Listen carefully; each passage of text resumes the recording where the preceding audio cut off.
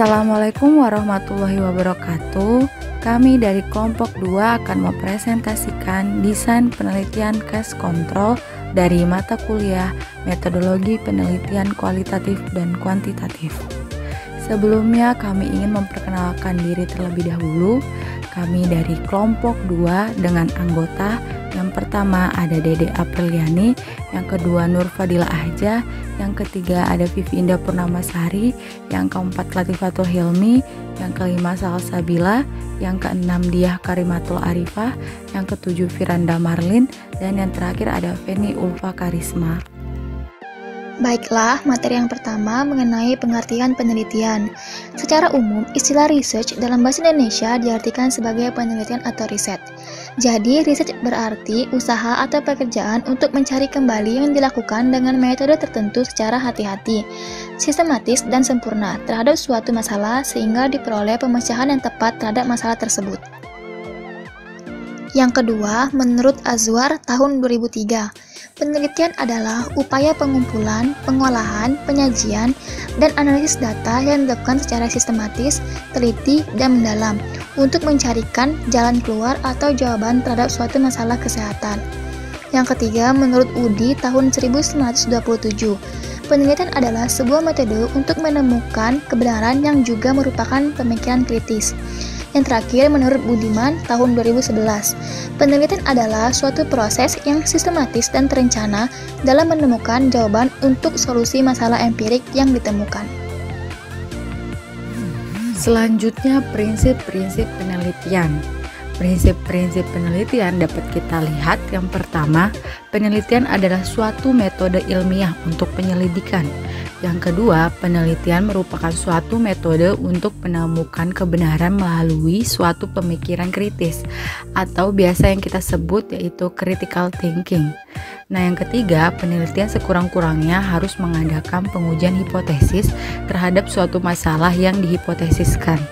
Yang keempat, penelitian ilmiah perlu dilakukan observasi yang objektif dan nalar yang rasional untuk menghasilkan persepsi yang mantap. Nah, yang kelima, penelitian adalah suatu proses yang panjang yang didesain dan dioperasionalisasikan secara sistematis. Fungsi dan manfaat penelitian dalam kesehatan. Fungsi penelitian dalam kesehatan.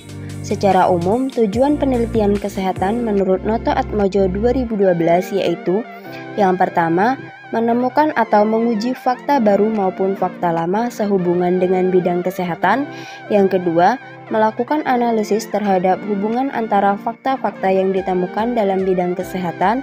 Yang ketiga, menjelaskan tentang fakta yang ditemukan serta hubungannya dengan teori yang telah ada. Dan yang terakhir, mengembangkan metode atau konsep baru dalam pelayanan kesehatan untuk meningkatkan kesehatan masyarakat. Selanjutnya, manfaat penelitian dalam kesehatan. Secara singkat, manfaat dari penelitian kesehatan yaitu: yang pertama, hasil penelitian dapat digunakan untuk menggambarkan tentang keadaan atau status kesehatan individu, kelompok, atau masyarakat. Yang kedua, hasil penelitian dapat digunakan untuk menggambarkan kemampuan sumber daya dan kemungkinan sumber daya tersebut guna mendukung pengembangan pelayanan kesehatan.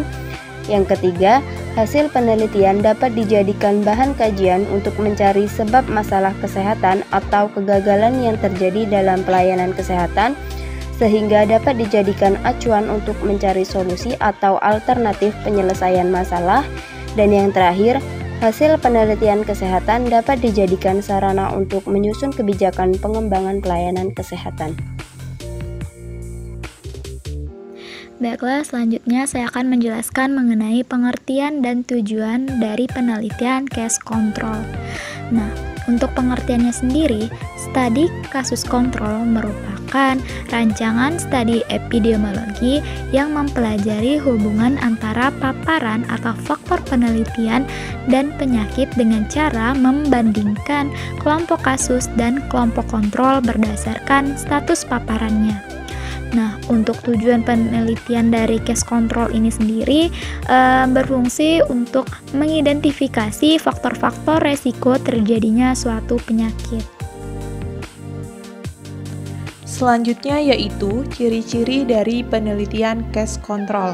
Ciri-ciri studi kasus kontrol adalah pemilihan subjek berdasarkan status penyakit, untuk kemudian dilakukan pengamatan apakah subjek mempunyai riwayat terpapar faktor penelitian atau tidak.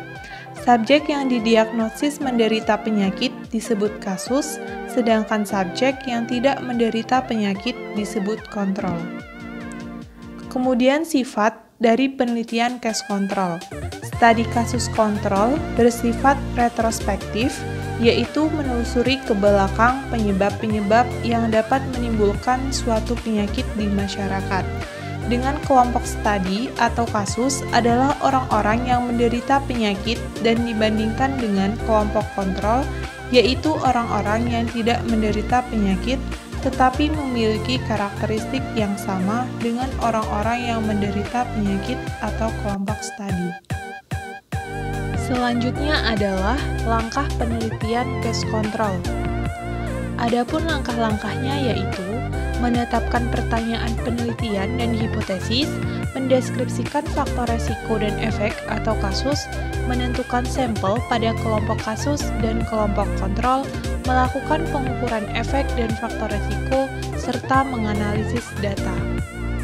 Materi yang keenam adalah memilih kasus atau case dan memilih control.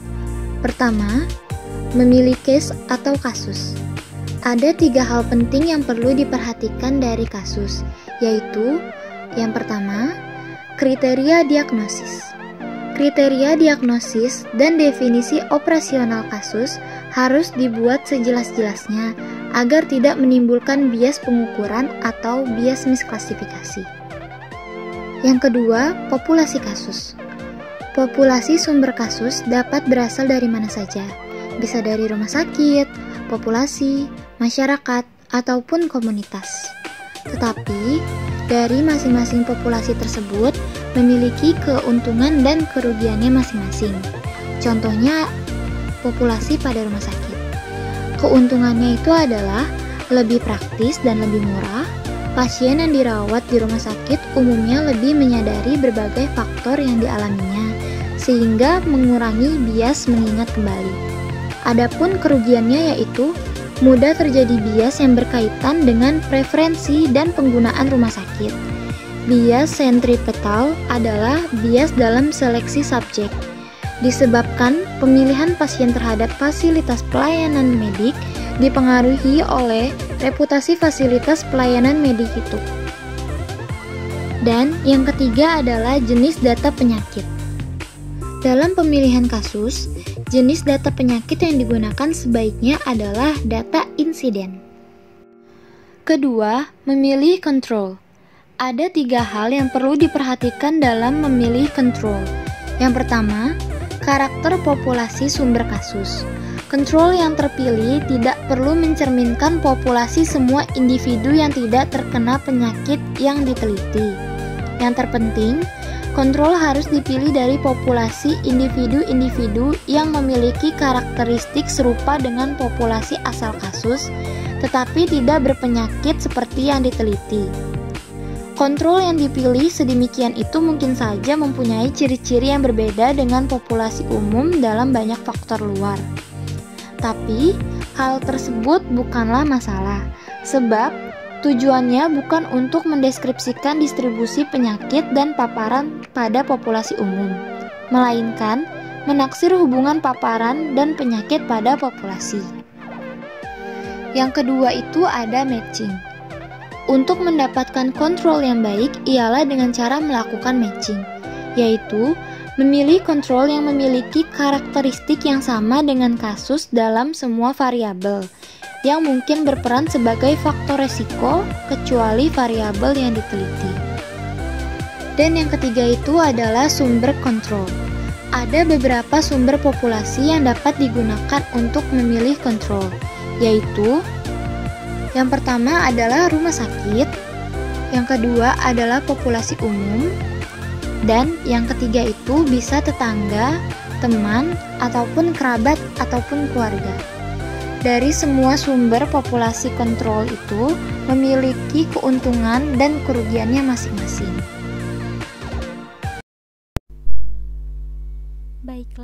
Selanjutnya adalah analisa case control. Pada desain penelitian kasus kontrol, ukuran derajat kesehatan yang dapat digunakan adalah odds ratio atau OR. Perhitungan OR adalah sebagai berikut. Dapat kita lihat pada tabel perhitungan nilai OR untuk desain case control, di mana A menunjukkan kasus yang mengalami pajanan, B kontrol yang mengalami pajamanan, C kasus yang tidak mengalami pajanan, dan D kontrol yang tidak mengalami pajanan. Interpretasi dari nilai OR sebagai berikut. OR sama dengan 1, maka faktor yang diteliti bukan sebagai faktor risiko. OR kurang dari 1, maka faktor yang diteliti atau faktor risiko merupakan faktor protektif atau pencegah terjadinya efek. Lalu OR lebih besar dari 1, maka faktor yang diteliti atau faktor risiko merupakan faktor penyebab. Baiklah, selanjutnya adalah kelebihan dan kekurangan dari desain penelitian case control. Kelebihannya, yang pertama, dapat untuk meneliti kasus yang masa latennya panjang. Kedua, hasilnya cepat sehingga biayanya relatif sedikit. Yang ketiga, tidak membutuhkan subjek penelitian yang banyak. Yang keempat, memungkinkan untuk mengidentifikasi berbagai faktor resiko sekaligus dalam satu penelitian. Adapun kekurangannya, yang pertama, dapat menyebabkan recall bias karena data faktor resiko diperoleh dengan hanya mengandalkan catatan medik atau ingatan subjek. Yang kedua, validasi informasi sukar diperoleh. Yang ketiga, tidak dapat memberikan incidence rate.